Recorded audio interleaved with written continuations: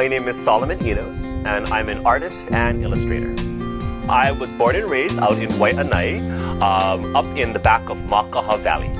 When I think about the origins of art in my life and at what point I thought of myself as an artist, it's a bit blurry. I kind of honestly think I always knew I was going to be an artist. I just always was.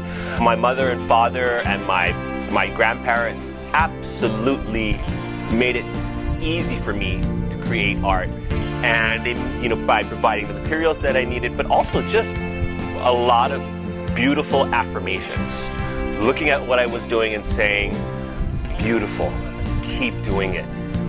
That's my superpower. So my father, Eric Enos, he went off to the University of Hawaii and he had gotten a Master's of Fine Arts at the University of Hawaii in 1969. My father, growing up out in Makaha and I really felt that there was a much bigger art project, and that was the need to get the story rebooted.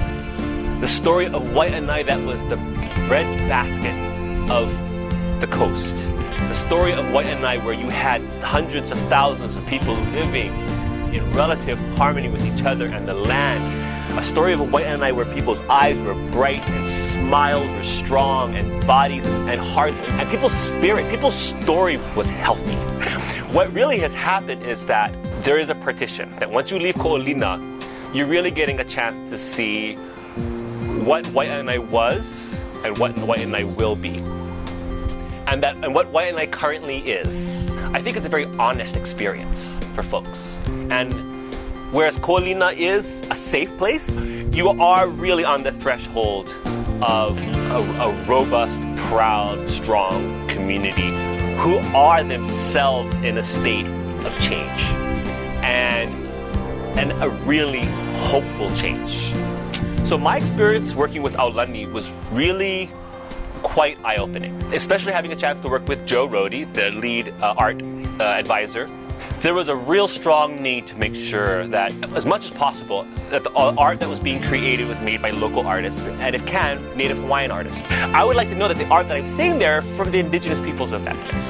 That because I'm getting a sense to taste that unique taste that only that part of the world truly can provide.